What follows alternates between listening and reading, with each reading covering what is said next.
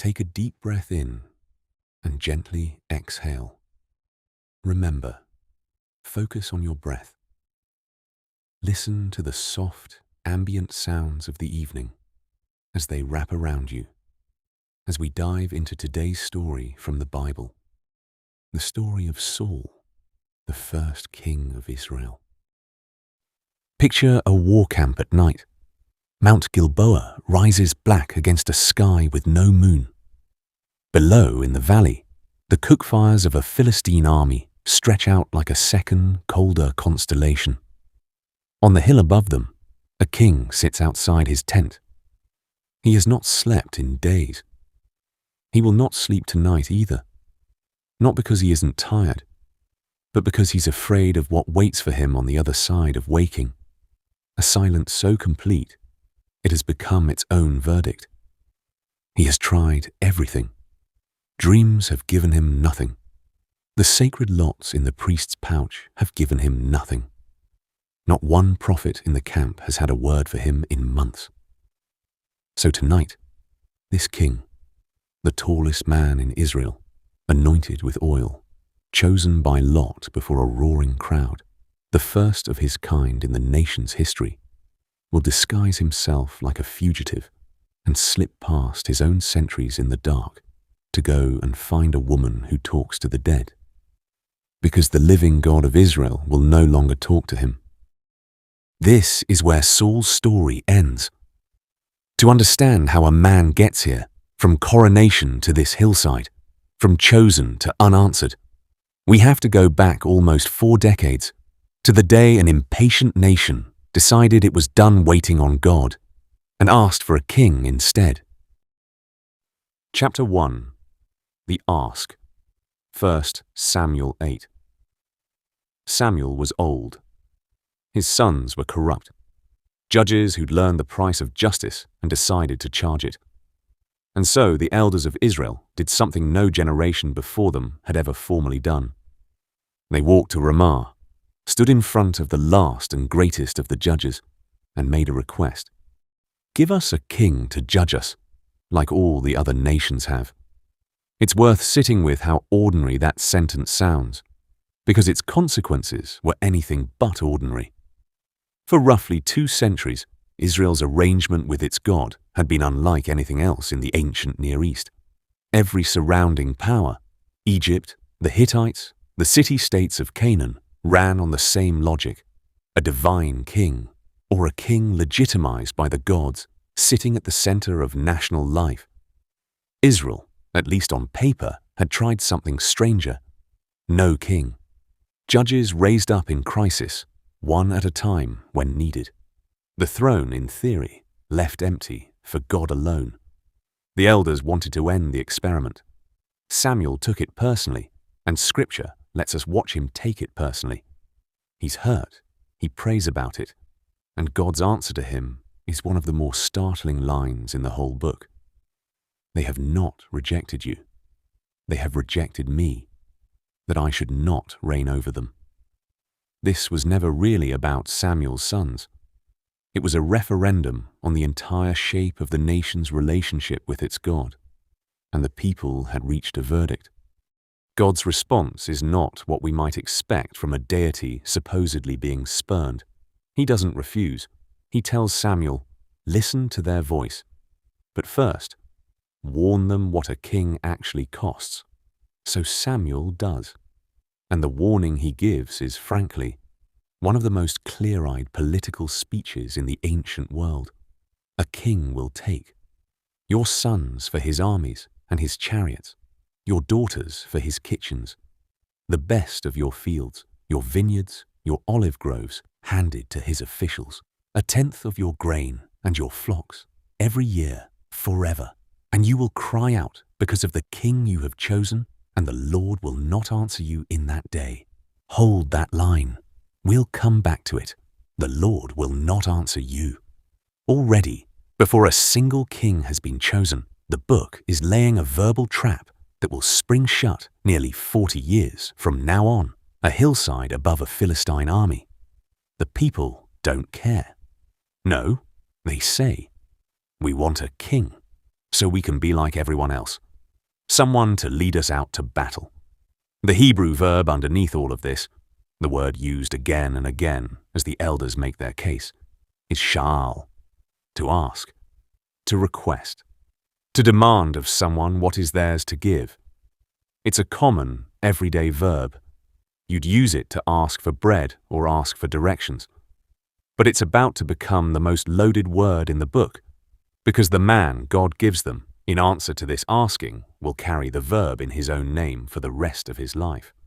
Samuel sends the people home, and somewhere out past the hill country of Benjamin, a tall young man is about to go looking for his father's lost donkeys and find a throne instead.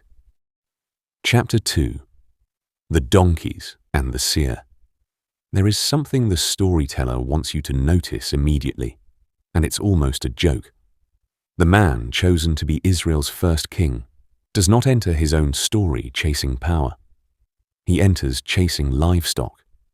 His name is Saul, Shaul in Hebrew, the passive form of that same verb, sha'al. It means, literally, asked for.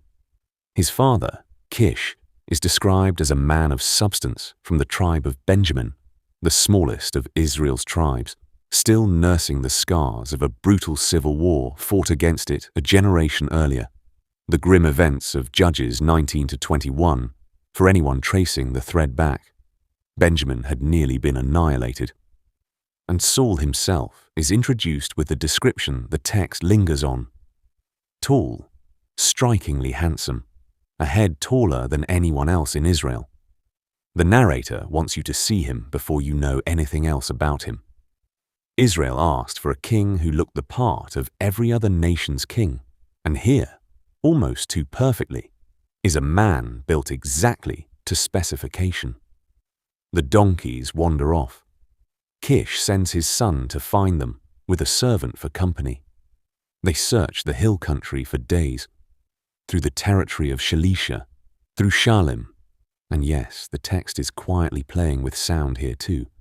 Shalim shares that same route, through the land of Benjamin, and find nothing. Saul is ready to give up and go home before his father starts worrying about him instead of the donkeys. It's the servant who has the idea. There's a man of God in the next town, he says. People say everything he tells them comes true. Maybe he can point us the right way.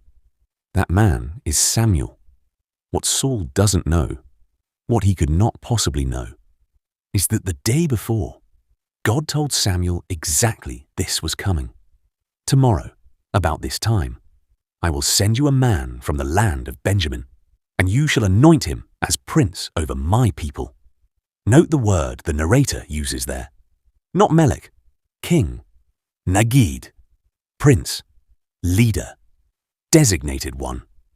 It's a smaller, more provisional word than king, and Bible scholars have made a fair amount of this distinction. Among them, P. Kyle McCarter, whose Anchor Bible commentary on 1 Samuel traces how the text seems to hold the title king at arm's length, even as it grants Saul the office. He is Nagid before he is ever Melech, appointed before he is crowned.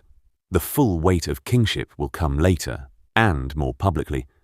But the private moment, the real beginning, happens first, in private, over something as undignified as lost donkeys.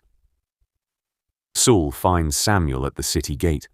He doesn't recognize him, asks, with no idea what he's stepped into, where the seer's house is. Samuel's answer is strange enough to stop him in his tracks. I am the seer. Go up ahead of me to the high place and eat with me today, and in the morning I'll tell you everything in your heart. And as for the donkeys you lost 3 days ago, don't worry about them. They've been found. Then, almost as an aside, Samuel adds the line that should have made Saul sit down. And on whom is all the desire of Israel? Is it not on you and on all your father's house?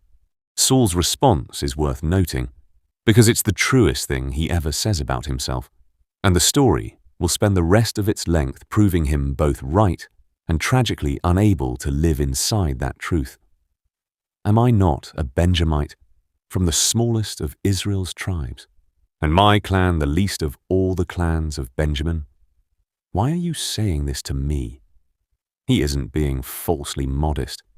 Saul genuinely does not see himself as a man built for a throne. Not yet.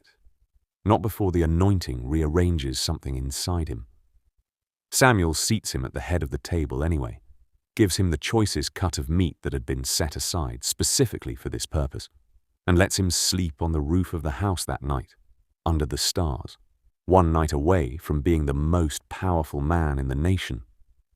In the morning, walking him to the edge of town, Samuel sends the servant ahead, and alone, on an empty road, takes out a flask of oil and pours it over Saul's head.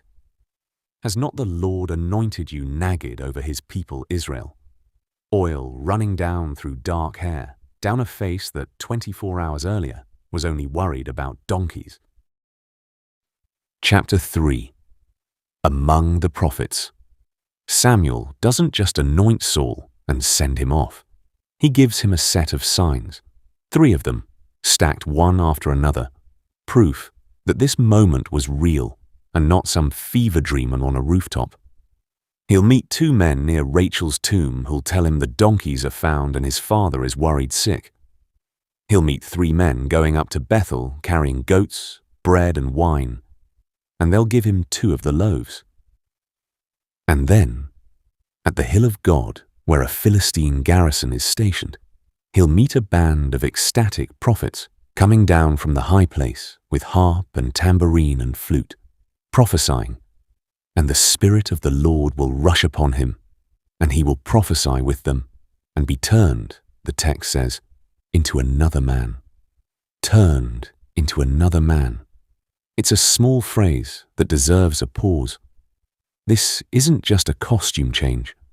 The Hebrew implies something closer to transformation, a different heart given, almost literally. The same root that will later describe the spirit leaving Saul, and a darker spirit coming to fill the space it left behind. Every sign comes true exactly as Samuel said. And when the Spirit hits Saul among the prophets, the people who know him, who watched him grow up chasing donkeys and minding his father's fields, are stunned enough to turn it into a proverb that, the narrator tells us, was still being repeated when this book was written. Is Saul also among the prophets? A question half wonder, half disbelief, the kind you ask about someone who has done something so out of character, you're not sure you trust your own eyes. Then comes the public moment. Samuel summons the whole nation to Mizpah, the same place, not incidentally, where the people had once gathered to weep over the catastrophe of the civil war against Benjamin. He casts lots before the entire assembly, tribe by tribe, narrowing.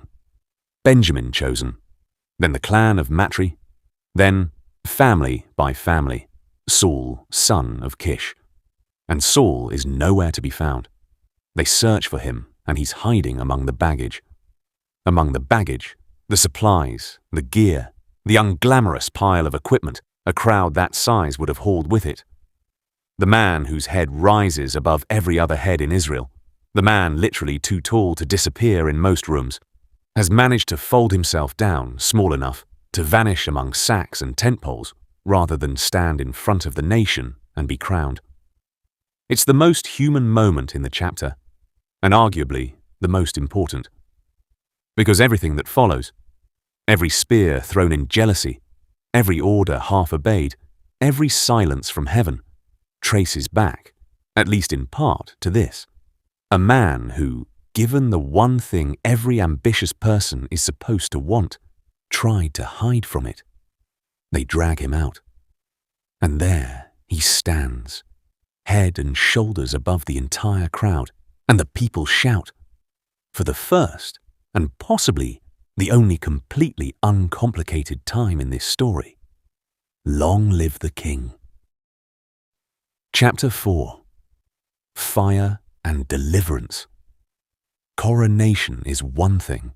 Israel needed proof their king could actually do the job. It came fast.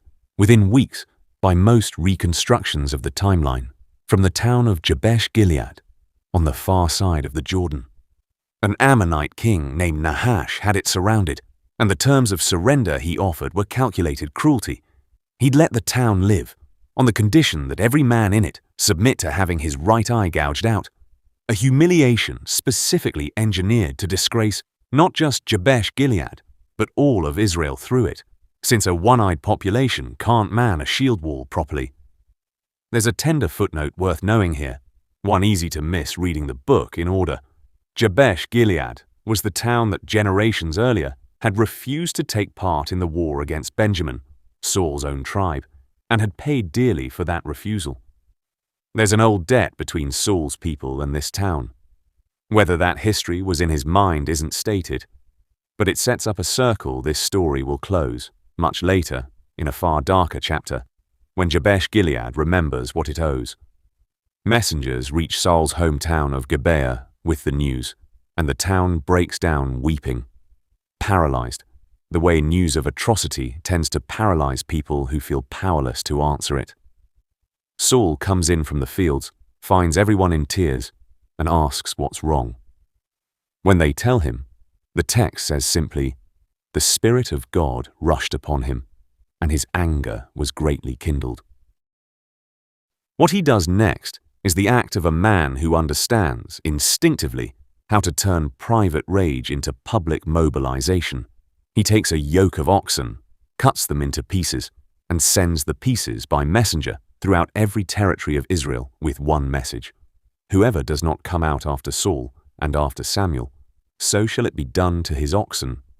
It's brutal, visceral, and completely effective.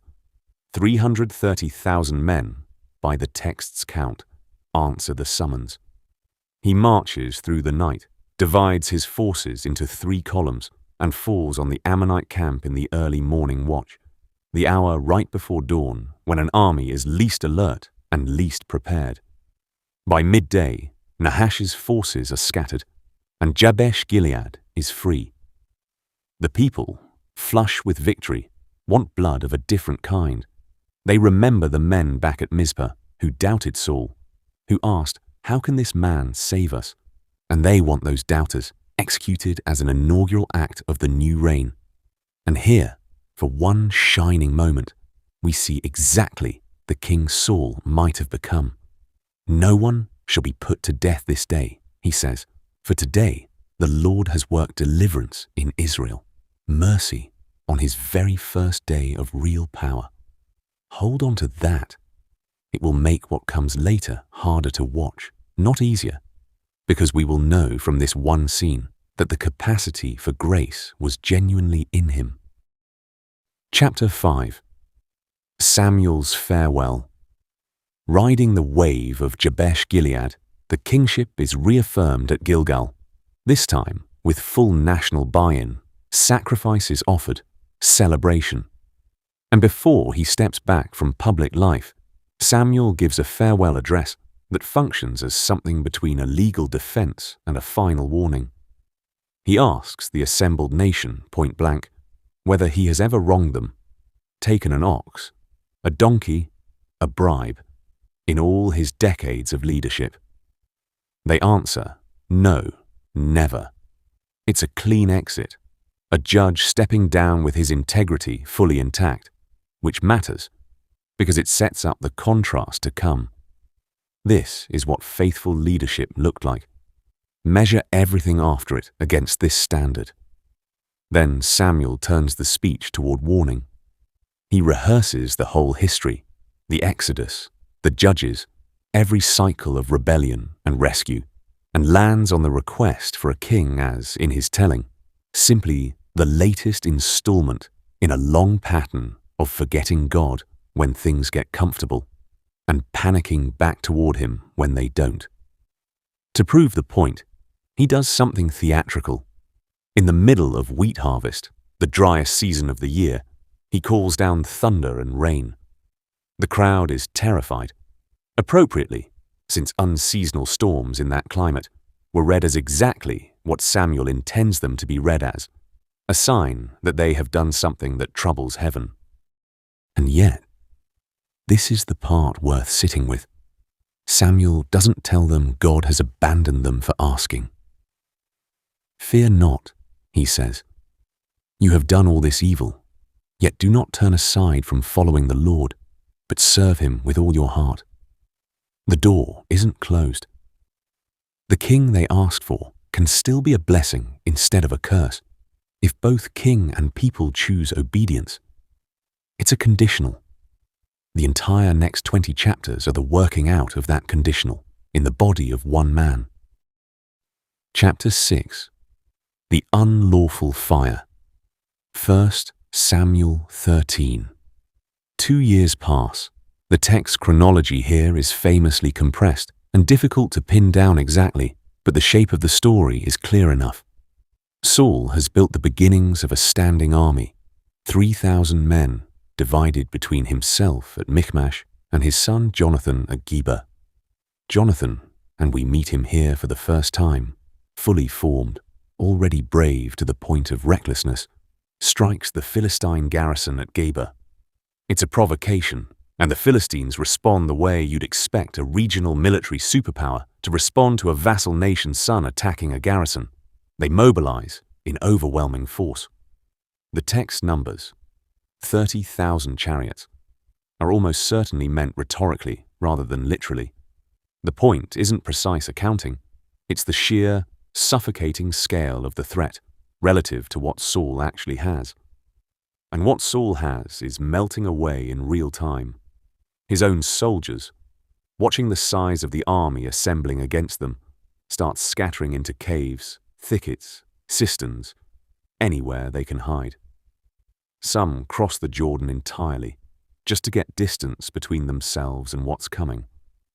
Saul is camped at Gilgal, and Samuel had given him standing instructions. "Wait 7 days, and I will come and offer the sacrifice before battle." Saul waits. 6 days. 7. His army is hemorrhaging soldiers by the hour. The Philistines are gathering, and Samuel, the one man authorized to perform this sacrifice and seek God's word before the battle, has not arrived. So Saul does it himself. He offers the burnt offering. And the instant it's finished, the timing here is almost cruelly precise. Samuel arrives. "What have you done?" Saul's answer is the answer of a man under genuine, sympathetic pressure. "The troops were scattering. You hadn't come. The Philistines were closing in. I felt forced to offer the sacrifice without you." It's a reasonable sounding explanation. It might even be one most of us would find ourselves making in his position. And Samuel rejects it completely. "You have done foolishly. You have not kept the command of the Lord your God, which he commanded you. The Lord would have established your kingdom over Israel forever. But now your kingdom shall not continue. The Lord has sought out a man after his own heart, and the Lord has commanded him to be nagged over his people, because you have not kept what the Lord commanded you." This is the first rejection. Notice what's actually being judged here. Not malice, not cruelty, not idolatry. Impatience. A failure of trust translated into unauthorized action. Saul, given clear instructions and a deadline, decided he understood the situation better than the prophet's word and acted on his own initiative rather than wait on God's timing. It will not be the last time that exact failure defines him. And notice too, the word Samuel uses for the man God has already chosen in Saul's place.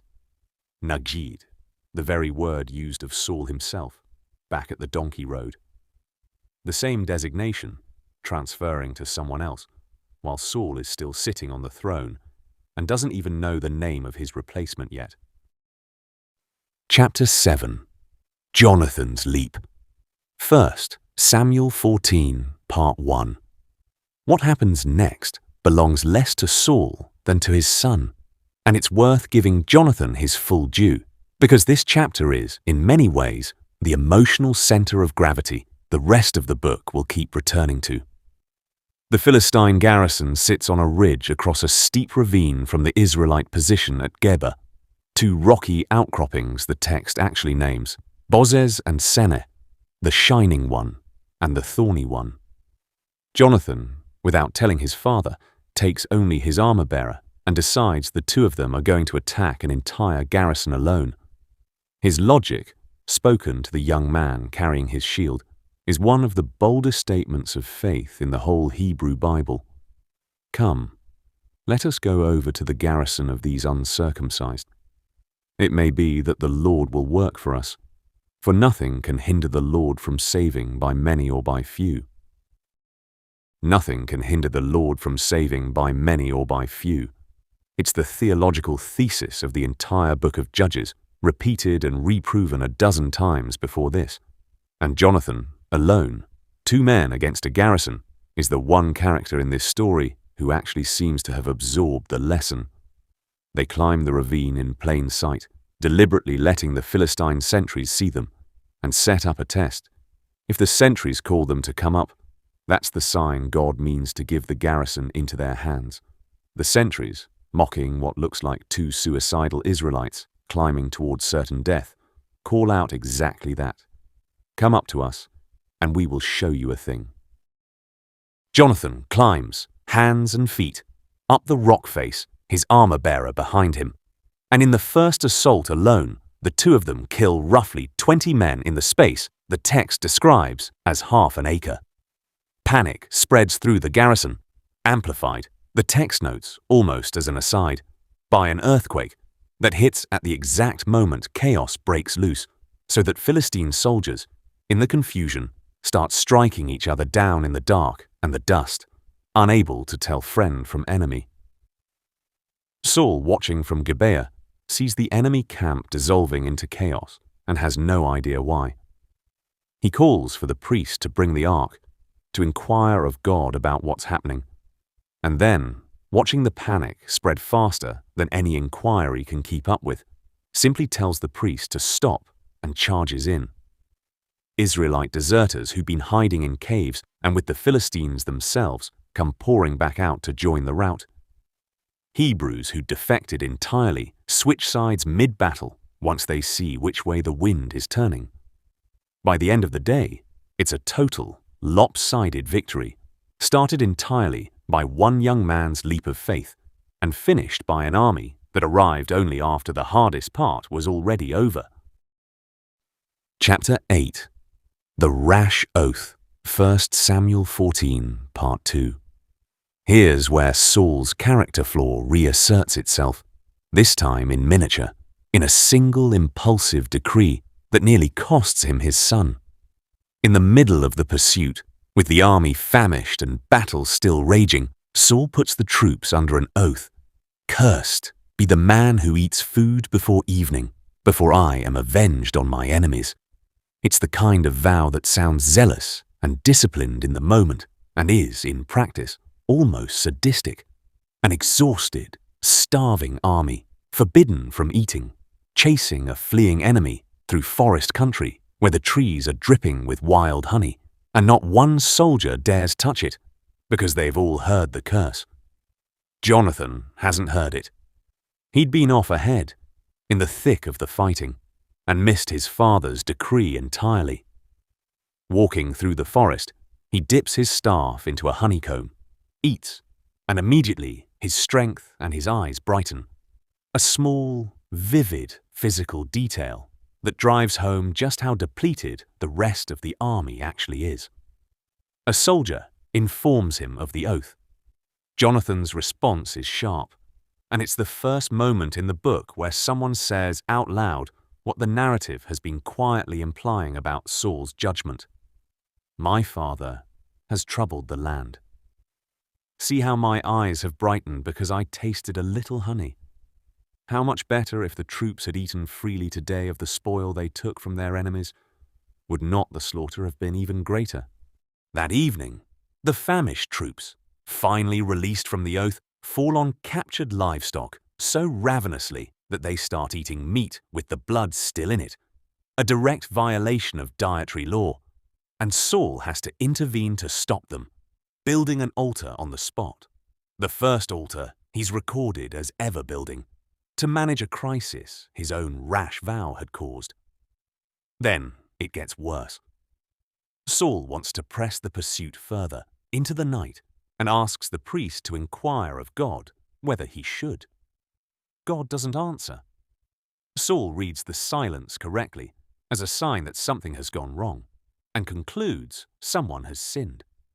He casts lots to find out who, and the lot falls on Jonathan. "Tell me what you have done," Saul says.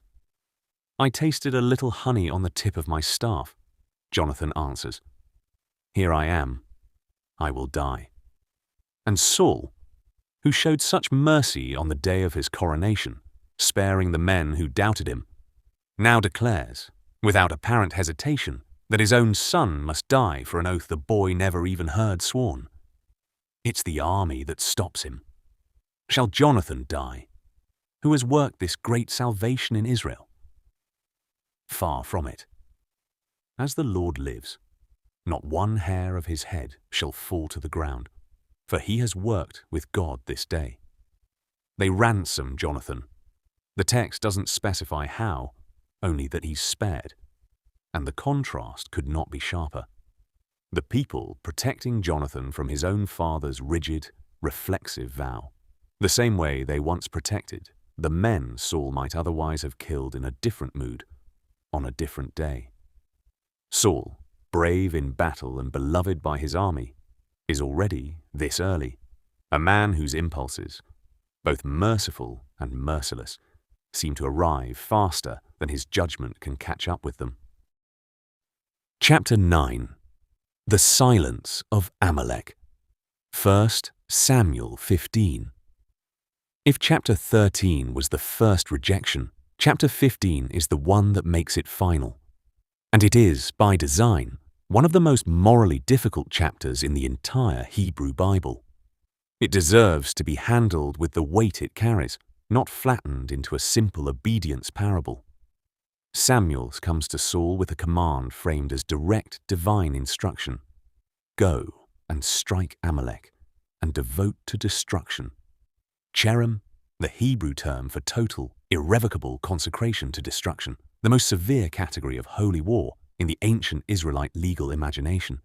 Everything that belongs to them, man, woman, child, infant, ox, sheep, camel, donkey. Nothing spared.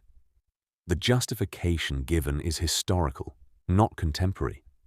Amalek's ancestors had ambushed Israel from behind during the Exodus, attacking the weakest and most vulnerable stragglers at the rear of the column, the elderly, the exhausted, those who couldn't keep pace. A war crime by any standard, ancient or modern, and one the text says God had sworn, generations earlier, never to forget. Saul musters his army and defeats the Amalekites decisively. But the execution of the command is only partial.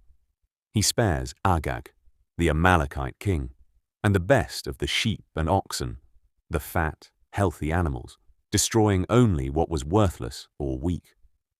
The text states this twice in close succession, with slightly different emphasis, almost as if it wants you to notice the partial obedience is being underlined on purpose. They were unwilling to destroy them utterly. That night, God tells Samuel something startling. I regret that I made Saul king, for he has turned back from following me and has not performed my commandments.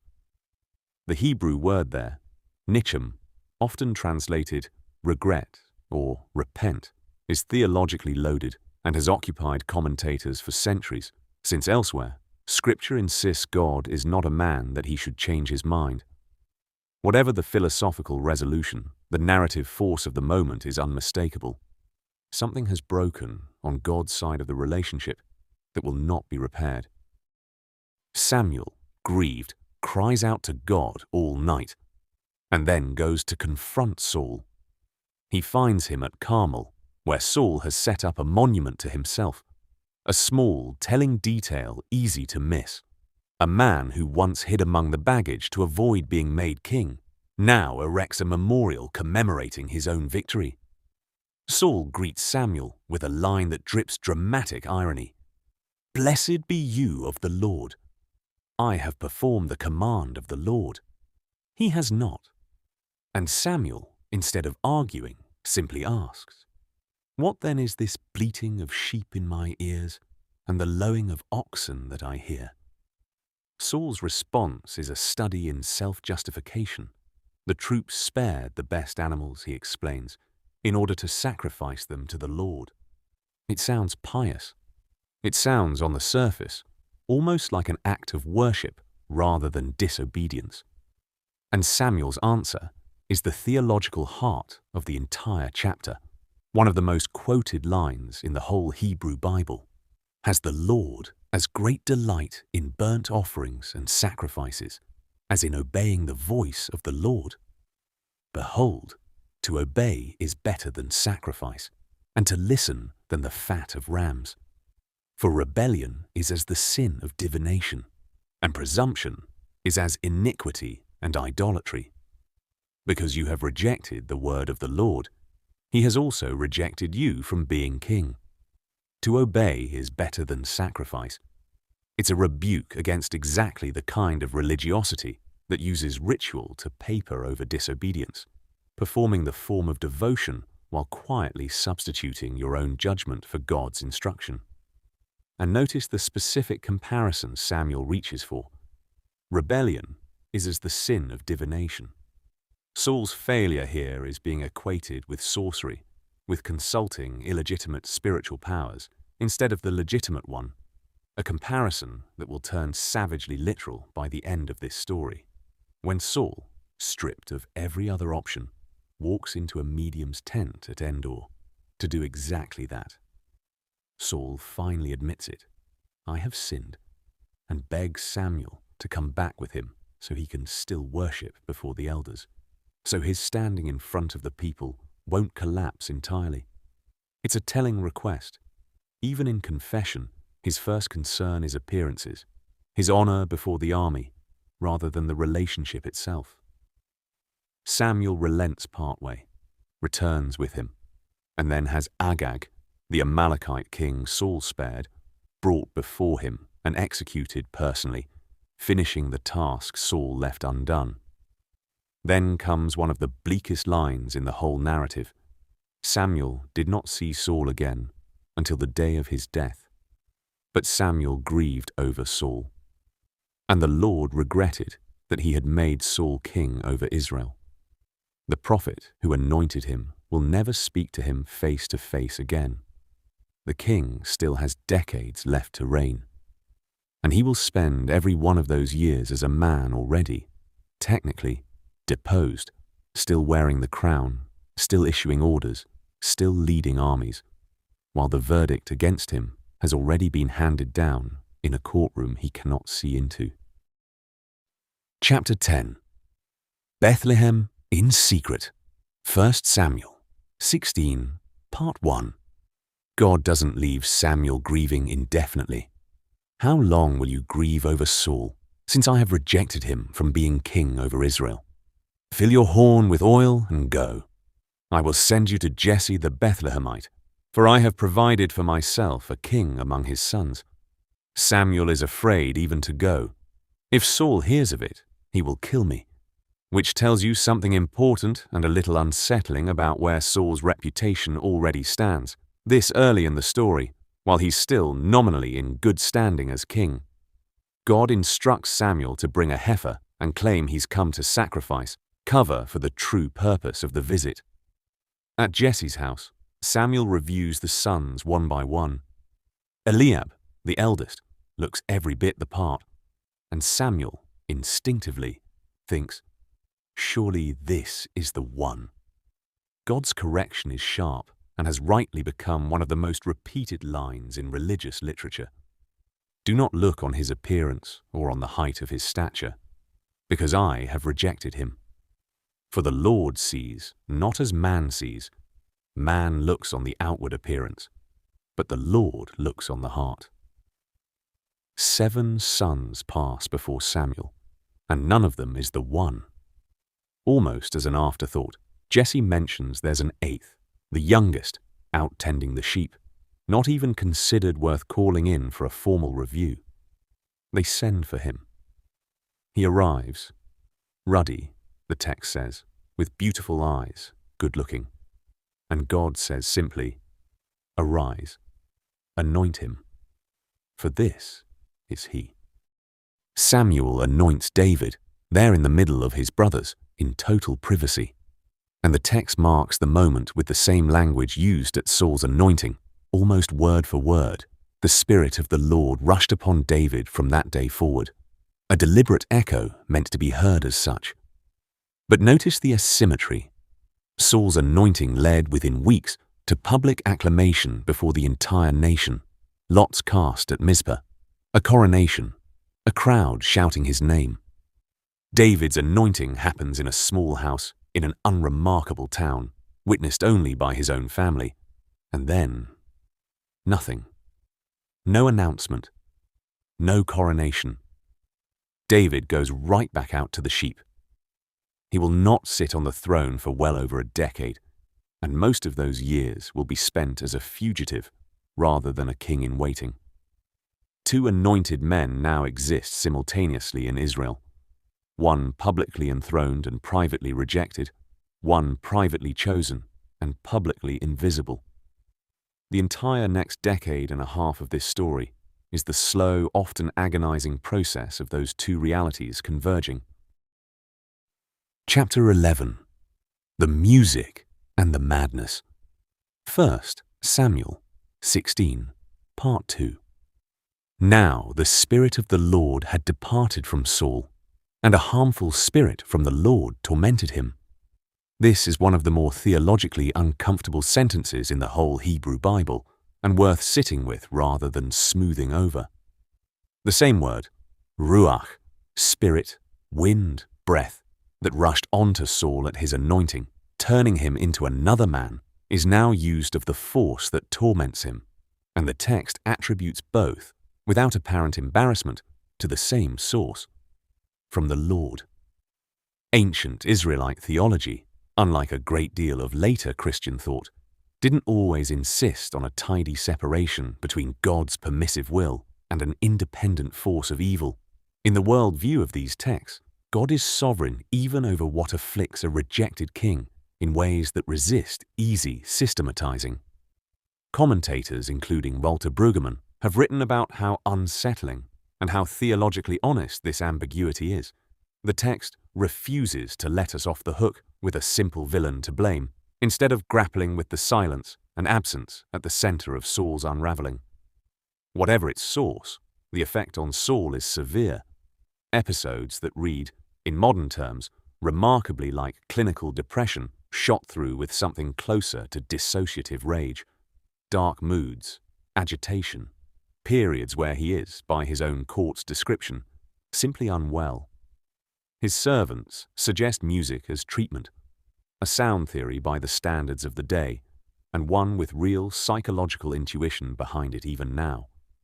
Someone mentions a son of Jesse in Bethlehem, skilled on the lyre, a man of valor, a warrior, prudent in speech, good-looking, and, the detail almost tossed in at the end, the Lord is with him.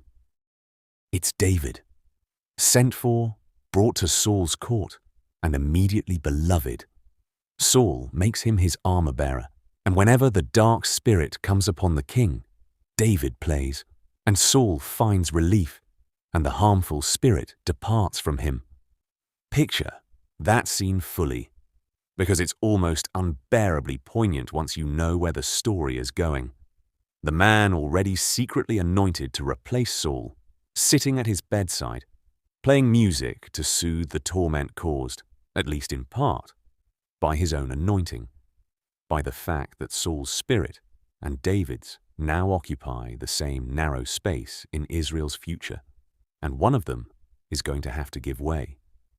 For now, there is no rivalry, only a king who finds peace for a few hours at a time in the music of the boy who will eventually take everything from him.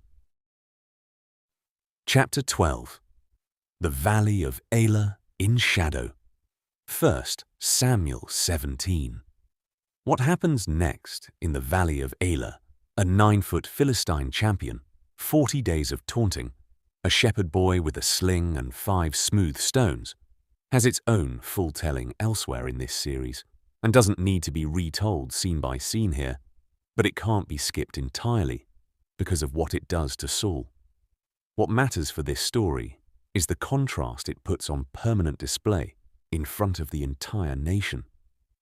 While Goliath bellows his challenge morning and evening for over a month, the text says plainly that Saul and all Israel, hearing him, are dismayed and greatly afraid. The same man who, years earlier, cut up oxen and rallied 330,000 men in a single night, who personally led the charge against the Philistines at Michmash, now sits frozen in his own camp, unable to answer a challenge his own kingship exists, in theory, specifically to answer. It's David, still, as far as the army knows, just Jesse's youngest son, sent to bring food to his brothers, who walks into that frozen tableau and asks, with the particular fearlessness of someone too young to have learned caution yet, who exactly this uncircumcised Philistine thinks he is, to defy the armies of the living God. Saul, when David is finally brought to him, tries to dress him in royal armor, his own armor by most readings, and David, unable to even walk properly under its weight, takes it off. He goes out with a sling and a shepherd's staff instead, and a stone finds the 1 inch of exposed forehead beneath Goliath's helmet, and the giant falls, and the entire Philistine line breaks and runs. David returns from the battlefield carrying Goliath's severed head, and Saul, watching this unfold, the text notes almost in passing, turns to his general Abner and asks a question that should chill anyone who already knows what's coming. Abner, whose son is this young man? He doesn't know yet. He's about to find out everything about him. Chapter 13. Thousands and 10,000s. 1 Samuel 18, Part 1. In the immediate aftermath, something rare and beautiful happens.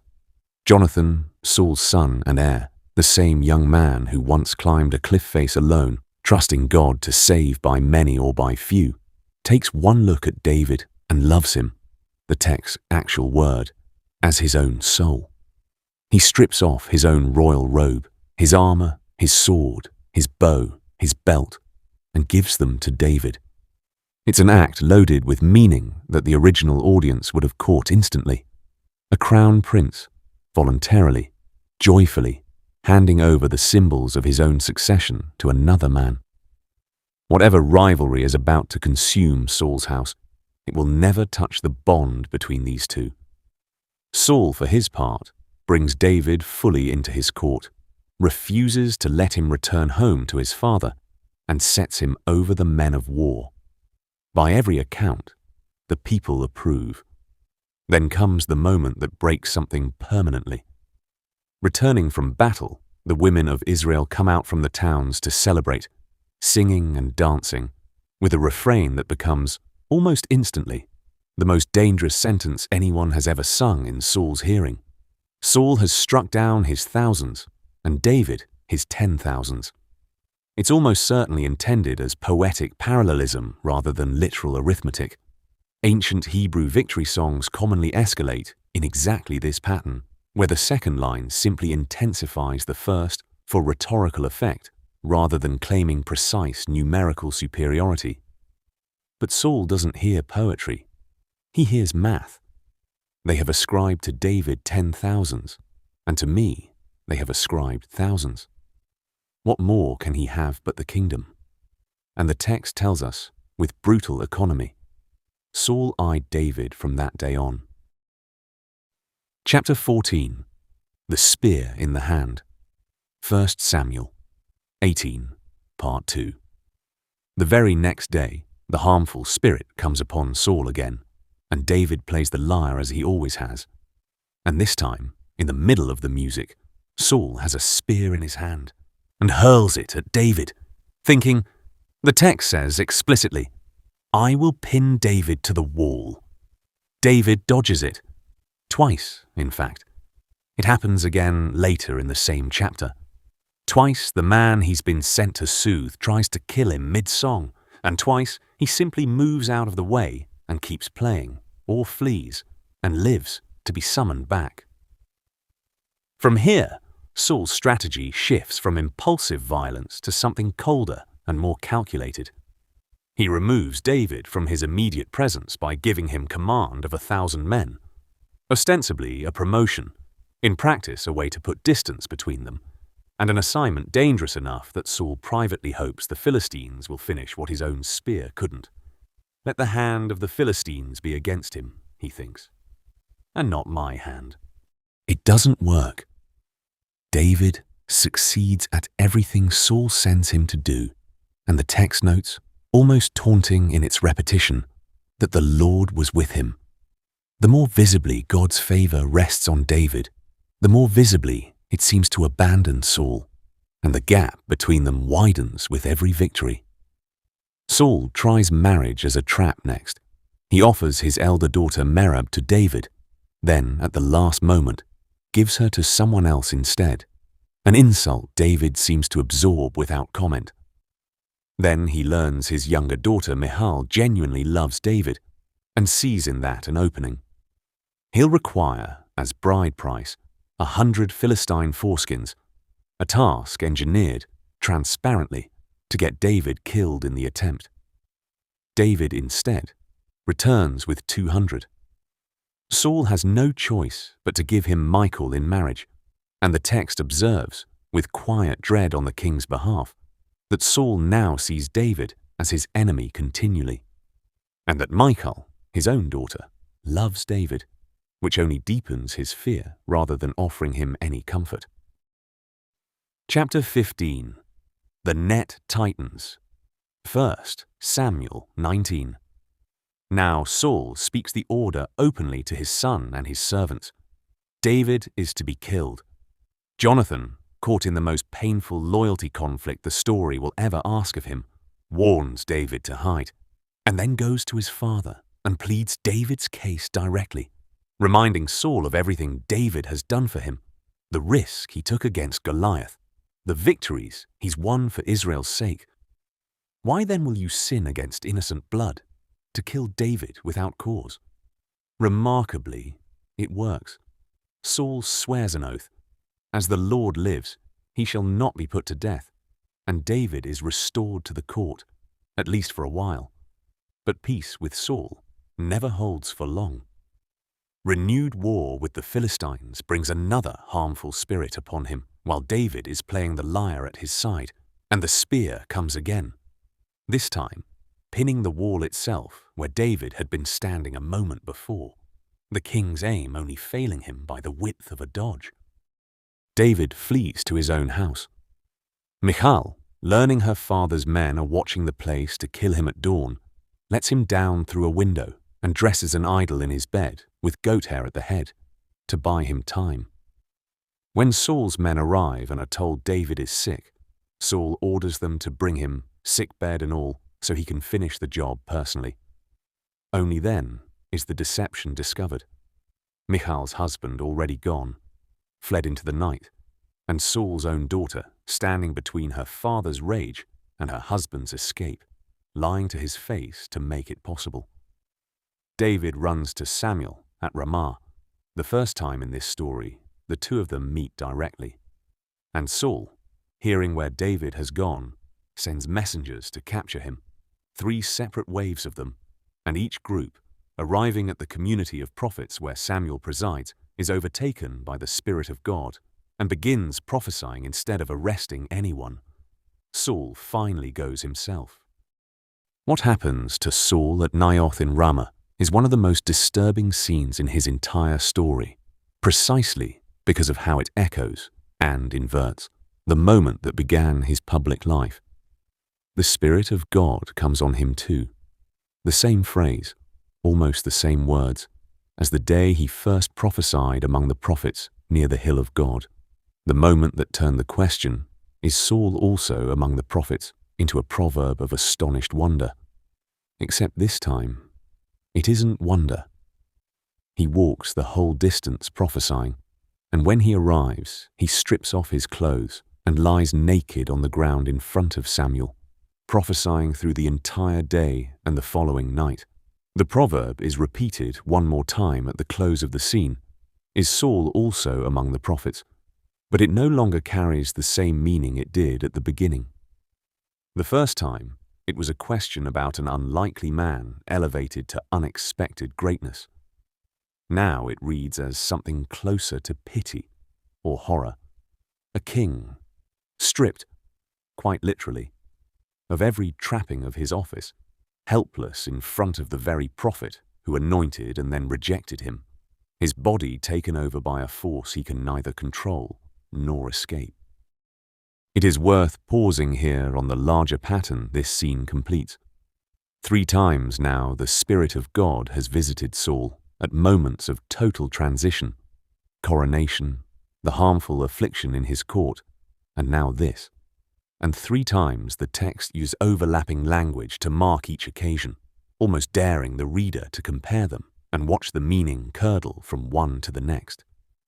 The man who once hid among the baggage to avoid his calling now lies exposed, unable to hide from anything at all. This is the last time the Spirit of God, in any form, helpful or harmful, is recorded as coming upon Saul. From here forward, when he reaches for the divine, there will be nothing reaching back. David, meanwhile, has used the chaos of the scene to slip away entirely. He will not return to Saul's court again. Chapter 17. Into the Wilderness. 1 Samuel 20-22. Condensed. What follows is years. Most reconstructions put it somewhere between 7 and 10. Of David as a fugitive, and Saul as a king increasingly consumed by the hunt for him. There is one more meeting between David and Jonathan worth marking specifically. A field outside Gibeah, an arranged signal involving arrows shot toward or past a target boy who has no idea what he's really witnessing, and a confirmation, gently and carefully delivered, that Saul genuinely does intend to kill David, that the marriage, the music, the years of service mean nothing anymore against his father's fear. The 2 friends meet once more in the open field after the boy is sent home, and weep together. David weeping the more, the text says, and Jonathan releases him with words that will hang over the rest of this story like a held note.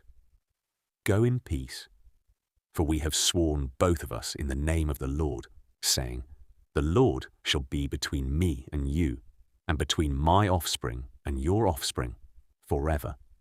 It is the last time these 2 will speak face to face. David flees first to the priest Ahimelech at Nob, receiving bread and Goliath's old sword, kept there as a relic since the Philistines' defeat, and is seen, in passing, by Doeg the Edomite, Saul's chief shepherd, a detail the narrative drops almost casually and then detonates later with horrifying consequence. From Nob, David goes to Gath, of all places, Goliath's hometown, and has to feign madness, scrabbling at the gate and drooling into his beard to escape Philistine recognition alive. From there to the cave of Adullam, where his family joins him, along with what the text describes, not flatteringly, as everyone in distress, in debt, or discontented. Roughly 400 men, the rough core of what will eventually become his army. And then comes the massacre at Nob. Saul, learning that Ahimelech the priest helped David, summons the entire priestly family and accuses them of conspiracy.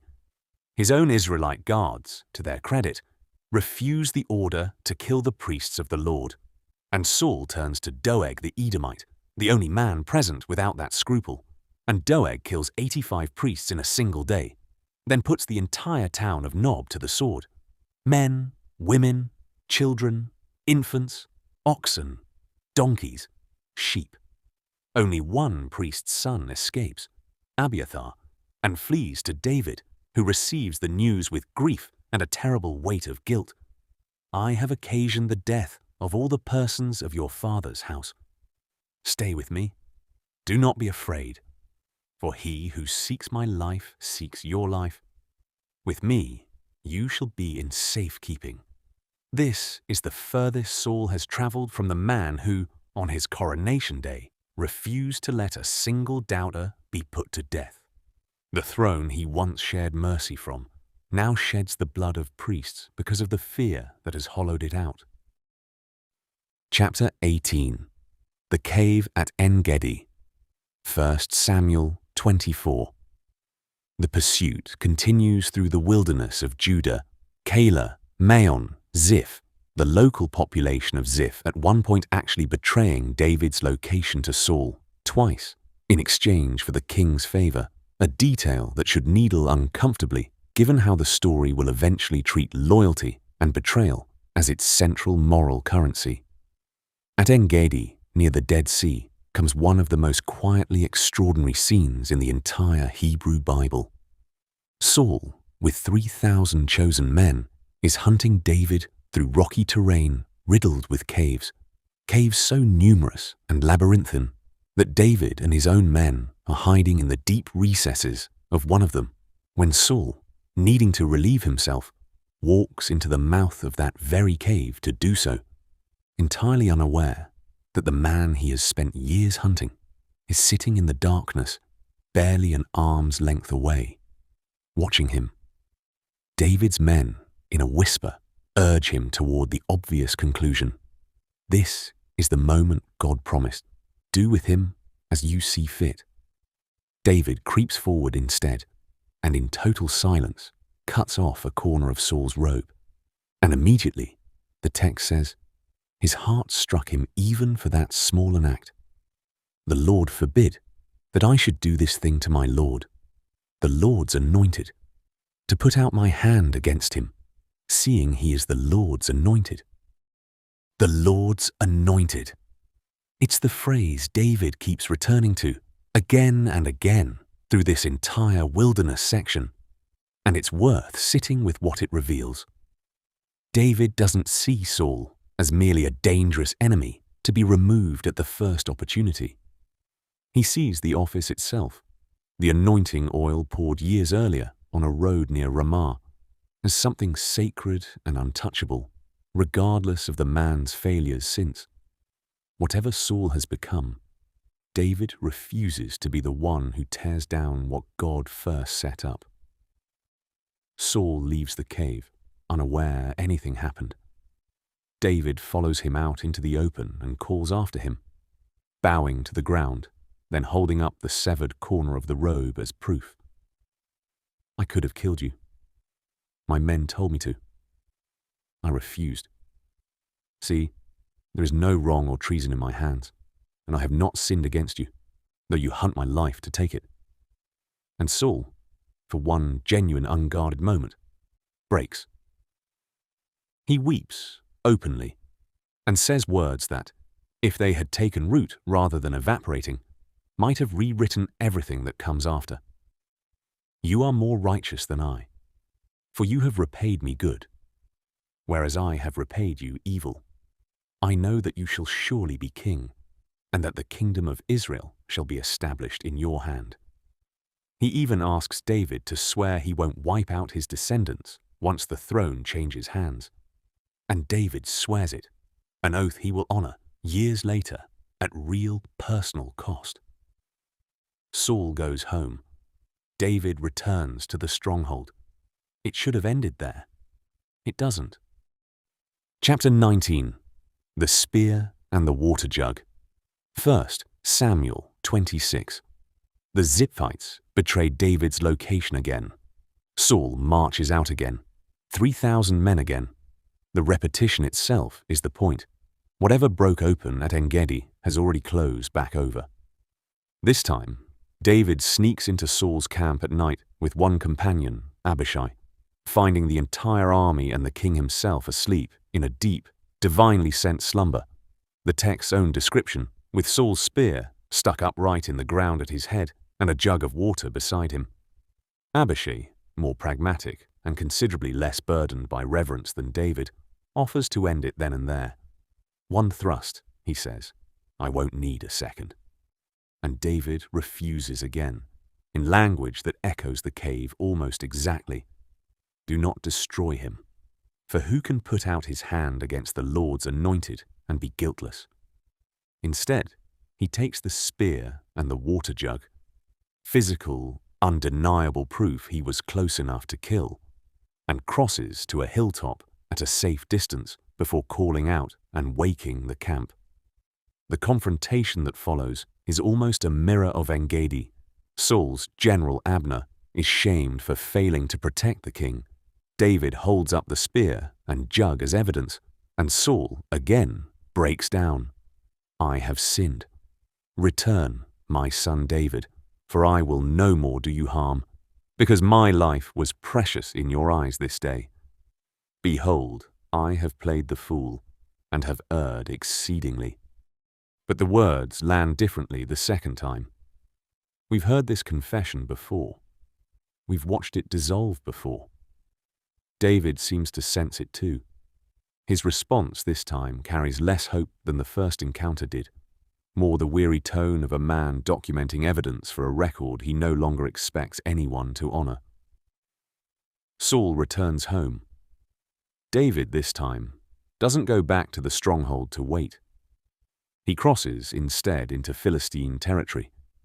Gath again, ironically, the very city he once had to feign madness to escape, and offers his services to King Achish, calculating correctly that Saul will finally stop hunting him once he's living among the enemy.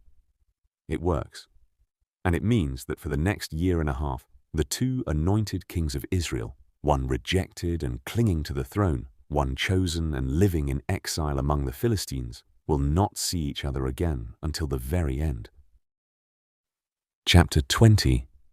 The Silence of Heaven. 1 Samuel 28, opening. The Philistines mass for what will be the final campaign of this story, gathering at Shunem. Saul gathers Israel's forces opposite them at Gilboa, the very hillside from the cold open, and the text tells us, in a single devastating sentence, what happens when he looks across the valley at the size of the army arrayed against him. When Saul saw the army of the Philistines, he was afraid, and his heart trembled greatly. He does what every king in this story has done at moments of crisis. He tries to inquire of the Lord. And the Lord did not answer him, either by dreams, or by Urim, or by prophets. Every legitimate channel through which God had ever spoken to Israel, dreams, the sacred lots carried in the priest's breastplate, the living voice of prophecy, has gone dark for this one specific man, simultaneously and completely. Not partial silence, total silence across every avenue at once. Remember the warning, all the way back at the very beginning, when Samuel told the people what a king would cost them. You will cry out because of the king you have chosen, and the Lord will not answer you in that day. The threat was aimed at the nation originally, but it has narrowed now, with terrible precision, onto the single man whose own name is built from the verb at the center of it. Shaul, asked for, the man whose entire identity is wrapped around the act of asking, and who can no longer get an answer to save his life. Literally. Robert Alter, in his literary translation and commentary on these books, has traced this exact wordplay across the whole arc of Saul's story. How thoroughly the text seems to have built his downfall, syllable by syllable, into the very sound of his own name from the first chapter he appears in. It isn't an accident that a man named for asking ends his story unanswered. The narrative has been pointing here since before he was anointed. With every legitimate door closed to him, Saul does the one thing the law of Israel explicitly forbids, the very thing Samuel once compared his own disobedience to back at Carmel. Rebellion is as the sin of divination. He goes looking for a medium. Chapter 21. The Witch of Endor. 1 Samuel 28 conclusion. There's a bitter irony worth surfacing before the scene itself.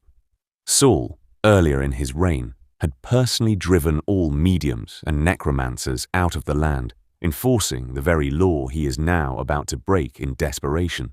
He has to disguise himself, different clothes, the company of only 2 men, traveling under cover of night, to go and find one of the few practitioners who managed to survive his own purge in the small village of Endor.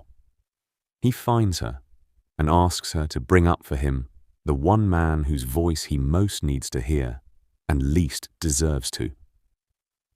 Samuel, dead now for some time, the prophet who anointed him and then never spoke to him face to face again after Amalek. The woman, not recognizing her disguised visitor, is initially terrified. Doesn't Saul himself execute people for exactly this practice? Saul swears an oath that no harm will come to her, and she performs whatever rite she performs. And the text, remarkably, treats what happens next as genuinely supernatural rather than fraudulent. She sees something and screams and immediately recognizes her visitor for who he actually is. "Why have you deceived me? You are Saul." He calms her and asks what she sees. An old man, wrapped in a robe, rising up out of the earth. And Saul, somehow, instantly, without being told, understands it's Samuel and bows with his face to the ground. What follows is one of the most chilling exchanges in all of Scripture. Samuel's spirit, if that's what we're meant to understand it to be, does not offer comfort. "Why have you disturbed me, bringing me up?" Saul's answer is almost unbearably honest, stripped of every defense he's offered up to this point in the story. "I am in great distress, for the Philistines are warring against me, and God has turned away from me and answers me no more, either by prophets or by dreams. So I have called you to tell me what I shall do. God has turned away from me and answers me no more." He says it himself, plainly, the verdict from his own mouth. Samuel's response offers him nothing he wants and everything he already, on some level, already knew. "Why do you ask me, since the Lord has turned from you and become your enemy? The Lord has done to you as he spoke by my hand. He has torn the kingdom out of your hand and given it to David, because you did not obey the voice of the Lord and did not carry out his fierce wrath against Amalek. The Lord has done this thing to you this day. Moreover, the Lord will give Israel along with you into the hand of the Philistines. And tomorrow you and your sons shall be with me. Tomorrow you and your sons shall be with me." A death sentence delivered by a ghost on the eve of a battle, Saul is now told. Beyond any ambiguity, he cannot survive. Saul collapses, full length on the ground, partly from terror, partly, the text notes almost tenderly, from sheer physical weakness, since he has eaten nothing for an entire day and night before making this journey. The medium, of all people, the very figure he came to in violation of his own law, is the one who shows him kindness in this final scene. She presses him to eat, kills a fattened calf, bakes bread, and feeds him and his 2 companions before they vanish back into the dark, toward the battle that's going to kill him. Chapter 22, Gilboa, 1 Samuel 31. The battle unfolds exactly as Samuel's ghost foretold. The Philistines press hard against Israel's forces on the slopes of Gilboa, and the men of Israel break and flee, falling in great numbers across the mountainside. The Philistines press hardest against Saul and his sons specifically. Jonathan is killed. So are his brothers Abinadab and Malchishua, 3 sons dead in close succession, on the same hillside, on the same day. And somewhere in that carnage, the friendship sealed in a field years earlier, The covenant David swore would stand between their descendants forever ends in blood neither of them chose. The archers find Saul next and wound him badly. Knowing what's coming, capture, almost certainly torture, the kind of public humiliation Nahash once tried to inflict on Jabesh-Gilead, but worse, reserved for a captured king, Saul turns to his armor-bearer and asks him to draw his sword and finish it, so the Philistines won't have the satisfaction of abusing him while he's still alive to feel it. The armor-bearer can't bring himself to do it, so Saul takes his own sword, sets the hilt against the ground, and falls on it. His armor-bearer, seeing the king dead, falls on his own sword beside him. The next day, Philistine soldiers stripping the dead find Saul's body among the slain. They cut off his head, strip his armor, and send the news through Philistine territory as a victory announcement, displaying the armor in the temple of their gods and fastening his body and the bodies of his sons to the wall of Bethshan, a public desecration meant to broadcast to every town that hears of it exactly how thoroughly Israel's king has fallen. Chapter 23. Jabesh-Gilead remembers. 1 Samuel 31 conclusion. There is one more scene before the story closes, and it answers the question we set down all the way back in chapter 4, almost too long ago in the runtime to remember consciously, but worth recalling now. This is Jabesh-Gilead, the town Saul saved as a brand new untested king on the very first day his reign meant anything at all, riding through the night with an army summoned from cut-up oxen, breaking Nahash's siege before a single eye could be put out. Word reaches them of what's been done with their king's body on the wall at Bethshan, and the men of Jabesh-Gilead, all the valiant men among them, the text specifies, rise up, travel all night, take down the bodies of Saul and his sons from the wall, and carry them back to their own town. They burn the bodies, a practice unusual in Israelite custom, and possibly meant here as protection against further desecration rather than standard funerary rite. Bury the bones beneath a tamarisk tree at Jabesh and fast for 7 days in mourning. It's a debt remembered across decades, paid in full at the one moment it could still matter. The town Saul rescued in his very first act as king is the only town in Israel that rescues him back in his last. Chapter 24. The Song of the Bow. 2 Samuel 1. The news reaches David at Ziklag by way of a young Amalekite messenger who, perhaps hoping for a reward, falsely claims to have personally killed the wounded king at Saul's own request, finishing what the fall on his sword left incomplete. David's response is not gratitude. He has the man executed on the spot for daring to lay a hand on the Lord's anointed. The same principle, held with the same unwavering consistency, that kept David's own knife from Saul's throat in 2 separate caves. And then David does something genuinely remarkable, something worth lingering on as the closing note of this entire story. He writes a lament. Not a private grief kept to himself, but a public, formal song of mourning. For Saul, the man who hunted him for years, who threw spears at him in his own home, who slaughtered 85 priests because of him. And for Jonathan, his closest friend, in the same breath, the two of them mourn together as one loss rather than separated into villain and hero. He orders the song taught to the people of Judah, so it would be remembered, and it is recorded under the title, The Song of the Bow. Your glory, O Israel, is slain on your high places. How the mighty have fallen, Saul and Jonathan, beloved and lovely. In life and in death they were not divided. They were swifter than eagles. They were stronger than lions. How the mighty have fallen in the midst of the battle. Jonathan lies slain on your high places.